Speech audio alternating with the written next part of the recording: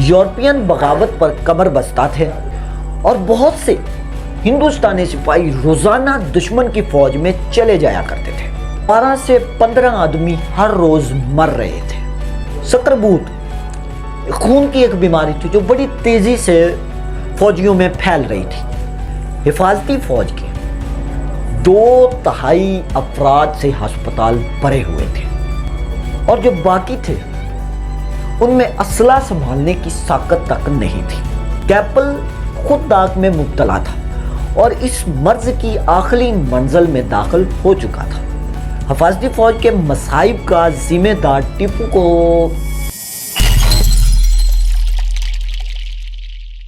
अस्सलामुअलैकुम, क्या हाल चाल है। उम्मीद करता हूँ आप सब खैरियत से होंगे। मैं हूँ वासिफ अली और आप देख रहे हैं यूट्यूब चैनल। नाज़रीन कराम, उम्मीद करता हूँ कि आपने मेरी पिछली वीडियोस को भी वॉच किया होगा। जिस मेरे दोस्त ने, मेरे भाई ने मेरी पिछली वीडियो को वॉच नहीं किया तो उनसे गुजारिश है कि वो मेरी पिछली वीडियो को भी वॉच करें ताकि आपको पता लग सके कि हम टीपू सुल्तान के बारे में क्या बात कर रहे हैं।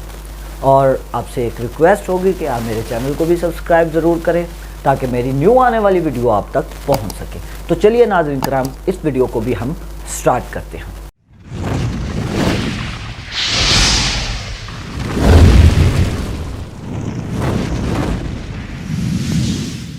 हकीकत यह है कि मैकूट के हमले के असबाब बिल्कुल मुख्तलिफ थे। बितरास के गवर्नर को एक ख़त में इसने लिखा था कि यह देखकर कि इस वक्त फ़ौज के पास कोई काम नहीं है, मैंने इससे आसमोपलाबस्ती गवर्नर करने का काम लिया जो टेलीचरी के साथ पुरानी दुश्मनी रखती है।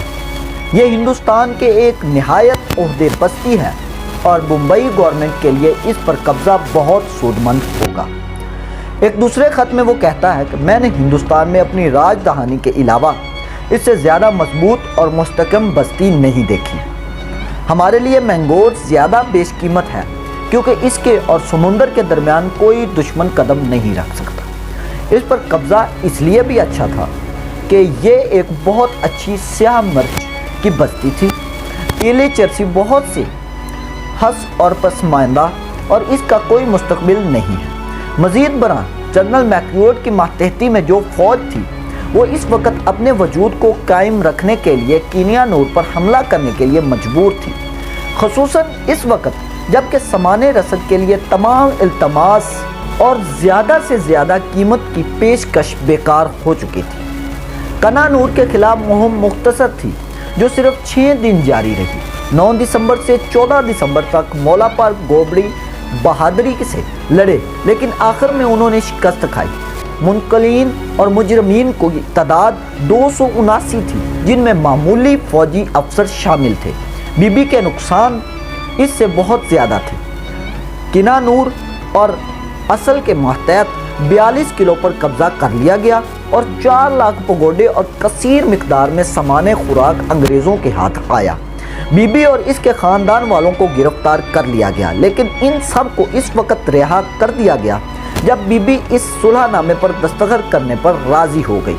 इस मुआहदे की रूह से जो इसके पास इसके मकबूजात थे वो इसे वापस कर दिए जाएंगे, लेकिन इसके लिए ये बात भी ज़रूरी थी कि वो कंपनी को बतौर खराज हर साल 3 लाख पगोड़े देगी। इसके किलों पर कंपनी को हर किस्म का अख्तियार हासिल होगा, वो जो चाहेंगे वो कर सकेंगे और शहर और किले के तमाम सामान और तिजारत, अमलाक और जागीर, ये सब चीज़ें फ़ौज के लिए जायज़े इनाम तस्वर की जाएंगी। कंपनी बस्ती की तमाम स्याह मिर्च की इजरादार होगी। मैकयूट का ये जबराना बर्ताव मदारस गवर्नमेंट ने बहुत पसंद किया लेकिन मुंबई गवर्नमेंट ने इस मुआहदे को इसलिए नाजायज़ करार दिया कि मैकयूट को बग़ैर कंपनी के मशवरे और सलाह के कोई भी फ़ैसला या मुआहदा करने की इजाज़त नहीं है। और इसके अलावा चूँकि बीबी टीपू सुल्तान की हलीफ भी थी, वो क़याम अमन के अहम कामों को रिस्क में नहीं डालना चाहते थे। उसी वक्त ही इन्होंने हुक्म दिया कि कीनानूर बीबी को अभी के अभी वापस भेज दिया जाए। बहरहाल अंग्रेज़ों ने इसे अप्रैल 1784 तक یعنی مینگور کے عہدے نامے کے بعد تک بھی خالی نہیں کیا۔ وفات کے بعد ٹیپو کی جانشینی پہ حیثیت مجموعی پرامن طریقے پر انجام پائی۔ اس کے چھوٹے بھائی عبد الکریم کو حکمران بنانے کی ایک معمولی اور غیر منظم سی کوشش تو ضرور کی گئی تھی، لیکن اس کے علاوہ اس کے اقتدار کو کسی اور چیلنج کا سامنا نہیں کرنا پڑا۔ جب وہ مالابار کے ساحل پر انگریزوں سے مصروف جنگ تھا تو اس وقت سرلنگا پٹم پر قبضہ کرنے اور قدیم ہندو خاندان کے اقتدار کو بحال کرنے کے لیے وہاں ایک خطرناک اور گہری سازش کی گئی کہ سرکار وہ لیڈر یہ تھے سنگیا جو کمٹم صوبوں میں ڈاک اور پولیس کا اعلیٰ افسر تھا، لینگار اینکر جو سرلنگا پٹم میں اس محکمے کا اعلیٰ افسر تھا، صاحبہ راجہ راس جو دیوا راج کی اولاد میں تھا۔ ان سب کا لینگا اینگر کے بھائی شاما اینگر سے مسلسل رابطہ قائم تھا۔ شاما اینگر جو عام طور پر ستائیا کے نام سے مشہور تھا، میسور میں ڈاک اور پولیس کے محکموں کا وزیر تھا اور مینگور میں ٹیپو کا صاحب تھا۔ یہ سازش تر ملاؤں سے اور انگریزوں سے بھی رابطہ قائم کیے ہوئے تھے۔ موغرال ذکر سے گفت و شنید سنگین کے ذریعے ہو رہی تھی جو کوٹ منڈور میں تھا۔ 24 جولائی 1783 ناگہانی حملے کے لیے مقرر کی گئی۔ یہ فوج کی تنخواہ تقسیم کرنے کا دن تھا۔ خیال تھا کہ اس روز کچہری میں منتشر ہوں گے اور غیر مسلح ہو کے اس لیے ان پر آسانی سے حملہ کر کے مغلوب کیا جا سکے گا۔ سازش پر عمل درآمد کا کام نرسنگا آور کے سپرد کیا گیا۔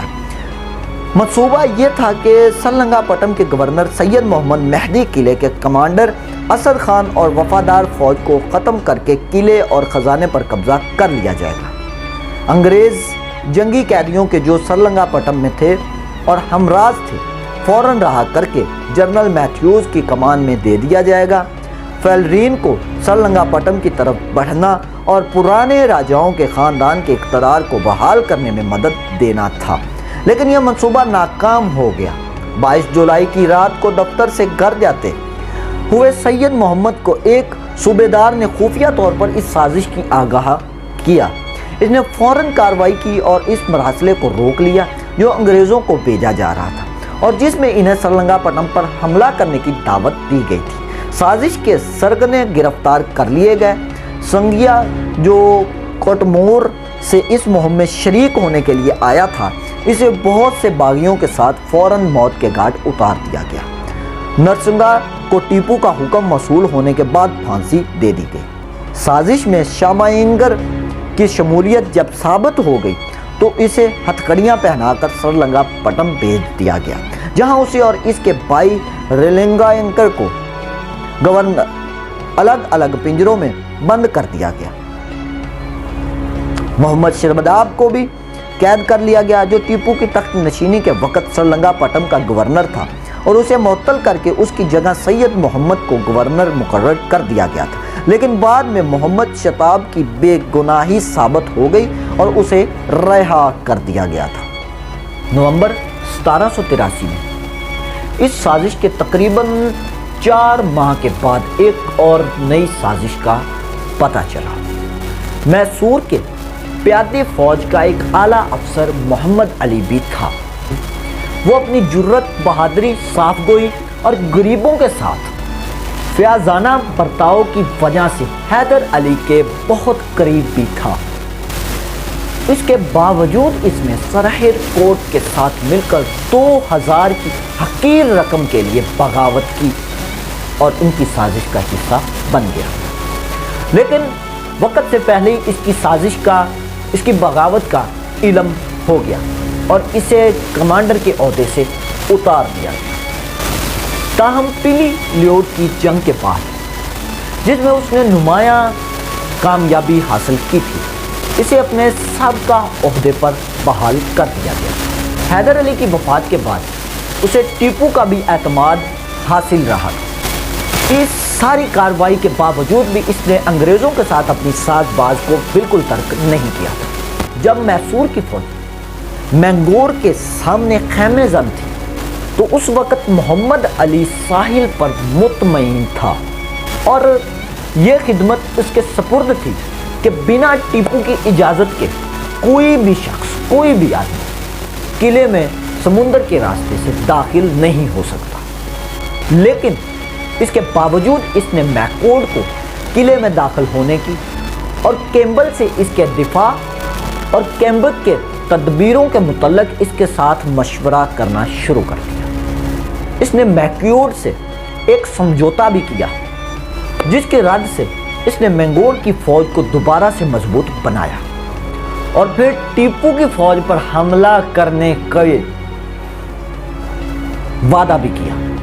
इस खिदमत के सिले में मोहम्मद अली को 20,000 रुपये नकद और 15,000 रुपये की जागीर का वादा किया गया। कासिम अली उर्फ रस्तम अली बेग को, जो टीपू का मंगोल में साबिक कमांडर था और जिसको मोहम्मद अली की हमायत हासिल थी, मंगोल जागीर या 300 आदमी भेजने के लिए तैयार हुआ तो टीपू को उसके हवाले कर देगा। लेकिन कैम्पबेल को मोहम्मद अली खुलूस नियत पर शुबा था और यह डर था कि साजिश नाकाम हुई तो इस दस्ते को जो नुकसान पहुंचेगा वो हिफाजती फौज के लिए मुहलिक साबित होगा। चुनांचे इस तजवीज़ को इसने मंजूर नहीं किया। ताहम बाद में कैम्पबेल को नहायत अफसोस भी हुआ। मोहम्मद अली के नुक्ते नज़र की वसीयत का जल्द अंदाज़ा ना कर सका और इस जर्री इंसान के किरदार को समझने से कासिर भी रहा। तो नाज़रीन कराम, आज के लिए सिर्फ इतना ही। उम्मीद करता हूँ कि आपको ये वीडियो बहुत इंफॉर्मेटिव साबित हुई होगी। आपसे गुजारिश है कि आप मेरे चैनल को सब्सक्राइब ज़रूर करें ताकि मेरी न्यू आने वाली वीडियो आप तक पहुँच सके। मिलते हैं किसी न्यू वीडियो में, तब तक के लिए आप अपना और अपने इस चैनल का ख्याल रखें। अल्लाह हाफिज़।